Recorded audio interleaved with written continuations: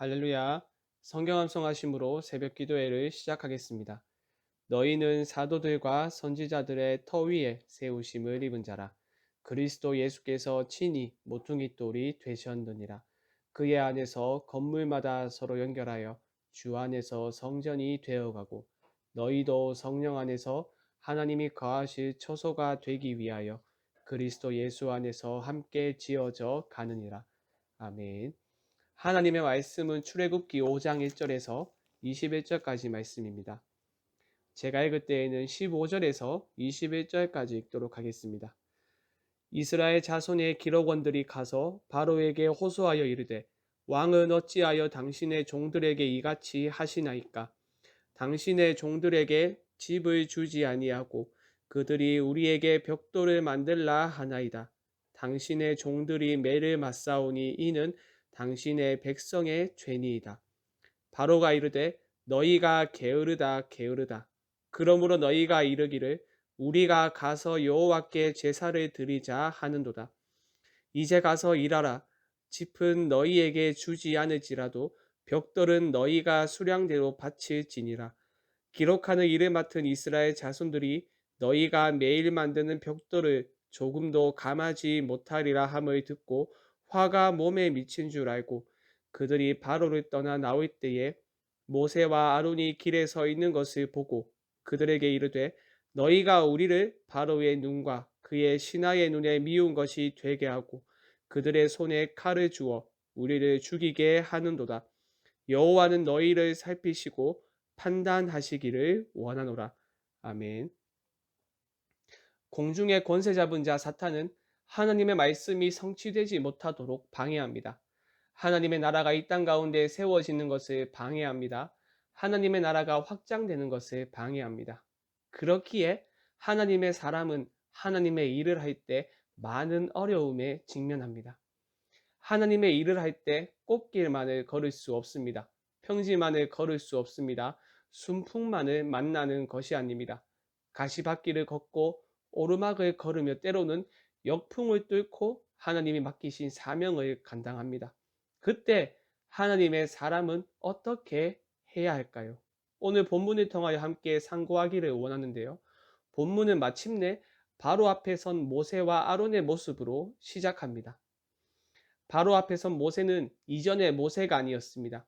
핑계를 대며 자신의 부르심을 거절한 모세가 아니었습니다. 모세의 손에는 하나님의 지팡이가 있었으며 하나님이 모세와 함께 하신다는 확신 가운데 있었습니다. 또 하나님이 아론을 만나게 하심으로써 하나님의 약속이 성취되고 있음을 보여주셨고 모세의 걱정과는 반대로 이스라엘 백성이 모세의 말을 믿었고 머리 숙여 하나님을 경배했으니 이번에도 하나님이 역사하셔서 약속이 성취된다는 기대와 확신을 가지고 바로 앞에 섰습니다. 그리고 하나님이 말씀하신 그대로 바로에게 하나님의 말씀을 전했습니다. 1절을 보시죠. 이스라엘의 하나님 여호와께서 이렇게 말씀하시기를 내 백성을 보내라. 그러면 그들이 광야에서 내 앞에 절기를 지킬 것이니라 하셨나이다. 하지만 바로의 반응은 기대와 달랐습니다. 2절을 보시면 바로는 이렇게 말합니다. 여호와가 누구이기에 내가 그의 목소리를 듣고 이스라엘을 보내겠느냐? 나는 여호와를 알지 못하니 이스라엘을 보내지 아니하리라. 난관에 부딪혔습니다. 하나님이 말씀하신 그대로 하나님의 말씀을 전했는데 바로가 거절했습니다. 그런데 모세가 경험한 난관은 이것이 끝이 아닙니다. 바로와 모세의 만남은 또 다른 어려움을 야기시켰는데 그것은 이스라엘 백성 전체를 향했습니다. 바로는 이스라엘 백성에게 가혹한 노동을 부과했습니다. 7절에서 9절 말씀을 보시죠. 너희는 백성에게 다시는 벽돌에 쓸 집과 전과 같이 주지 말고 그들이 가서 스스로 짚을 줍게 하라. 또 그들이 전에 만든 벽돌 수요대로 그들에게 만들게 하고 감하지 말라. 그들이 게으름으로 소리질러 이르기를 우리가 가서 우리 하나님께 제사를 드리자 하나니 그 사람들의 노동을 무겁게 함으로 수고롭게 하여 그들로 거짓말을 듣지 않게 하라. 이것은 사실상 실현 불가능한 명령이었습니다. 실현 불가능한 이들을 명령하면서 목표에 도달하지 못하면 그들을 박해했습니다. 14절을 보시죠.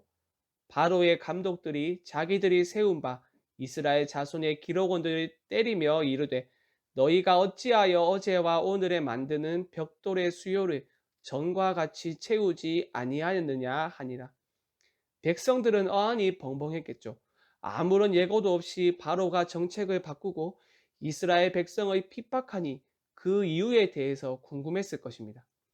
그래서 우리가 읽은 15절과 16절 말씀을 보시면 기록원들이 바로를 찾아갑니다. 여기서 기록원은 작업반장 정도로 생각하시면 되겠는데요. 그들이 이렇게 말합니다. 왕은 어찌하여 당신의 종들에게 이같이 하시나이까? 당신의 종들에게 짚을 주지 아니하고 그들이 우리에게 벽돌을 만들라 하나이다. 당신의 종들이 메르맞사오니 이는 당신의 백성의 죄인이다. 이때 바로는 기회를 놓치지 않고 그들의 불만이 모세와 바론에게 향하도록 만듭니다. 17절을 보시죠. 바로가 이르되 너희가 게으르다 게으르다. 그러므로 너희가 이르기를 우리가 가서 여호와께 제사를 드리자 하는도다. 바로가 의도한 대로 기록원들은 모세와 아론에 대하여 분노합니다. 21절을 보시죠. 그들에게 이르되 너희가 우리를 바로의 눈과 그의 신하의 눈에 미운 것이 되게 하고 그들의 손에 칼을 주어 우리를 죽이게 하는도다. 여호와는 너희를 살피시고 판단하시기를 원하노라. 그럭저럭 잘 살고 있었는데 모세와 아론이 개입하는 바람에 공경에 빠지게 되었다고 비난합니다. 모세와 아론 당신들 때문에 자신들이 파라오의 눈에 미운 털이 박히게 되었다고 원망합니다. 바로의 계획이 적중한 것이죠. 확신과 기대감에 바로 앞에 선 모세였지만 이제 바로의 반대와 백성들의 반대에 부딪히게 되었습니다.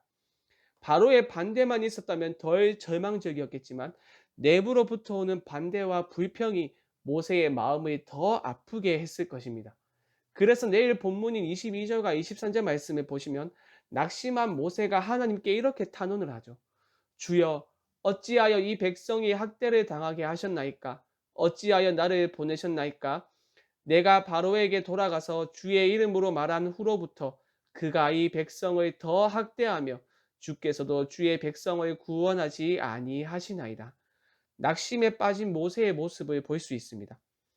사실 하나님은 바로의 반대에 대해서 이미 말씀을 하셨습니다. 4장 21절 하반절을 보시면 하나님이 이렇게 말씀하십니다. 그러나 내가 그의 마음을 완악하게 한즉 그가 백성을 보내주지 아니하리니. 바로의 반대 또한 하나님의 계획이었음을 모세는 믿어야 했습니다. 바로의 마음이 완악하며 완악할수록 이스라엘 백성을 향한 바로의 박해가 심하면 심할수록 하나님의 위대하심이 나타난다는 것을 말입니다. 아무리 바로가 당대 신으로 추앙을 받으며 모든 권력을 가지고 있었다고 해도 하나님의 계획이 성취되는 것을 막을 수 없다는 것을 믿어야 하였습니다. 사랑하는 여러분, 우리도 마찬가지이죠. 하나님의 일을 할 때 꽃길만 걸을 수는 없습니다. 많은 반대에 부딪히고 역경을 만납니다. 가시밭길을 걸어갑니다. 왜냐하면 우리의 삶은 치열한 영적 전쟁터이기 때문입니다. 그렇기에 어려움과 실패는 당연한 것입니다. 너무 좌절하거나 실망할 필요가 없습니다. 낙심할 필요가 없습니다. 우리는 한 가지 사실을 잊어서는 안 됩니다. 지금 이 실패가 영원한 결말이 아니라는 것을 말입니다. 우리가 직면한 실패에 몰입하게 되면 미래에 우리가 경험할 승리에 집중하지 못합니다. 실패에 몰입하면 그리스도의 승리에 참여한다는 사실을 바라보지 못합니다. 지금 우리가 겪는 실패들은 우리가 경험하게 될 미래의 운명을 바꾸지 못합니다. 우리가 이 사실을 굳게 믿고 붙잡고 있을 때 가시밭길을 걸어갈 수 있는 것입니다. 이 사실을 굳게 붙잡고 있을 때 우리의 실패와 역경 또한 하나님의 계획 안에 있음을 확신하고 그것을 사용하여 당신의 계획을 완성하시는 선하신 하나님을 신뢰할 수 있는 것입니다. 그러니 여러분, 실패와 좌절 속에서 믿음의 눈을 들어 약속을 이루고야 마시는 신실하신 하나님을 신뢰하실 수 있기를 바랍니다. 함께 말씀 생각하며 앞심으로 기도하겠습니다. 실패와 좌절 속에서도 일하고 계시는 신실하신 하나님을 바라볼 수 있도록 붙들어 주시옵소서. 수요일은 선교와 전도를 위하여 기도하는 날입니다. 캄보디아의 김영진 아느냐 선교사님과 인도네시아의 김인성 이성숙 선교사님의 가정을 붙들어 주시고 그들의 사역 가운데 은혜를 부어 주시옵소서. 또한 우리 모두에게 구령의 열정을 회복시켜 주셔서 증인 공동체로 우리 교회를 세워 주시옵소서. 마지막으로 코로나 사태를 속히 종식시켜 주시고 이 일들을 통하여 한국교회가 다시 복음으로 돌아가 복음의 능력을 회복할 수 있도록 붙들어 주시옵소서.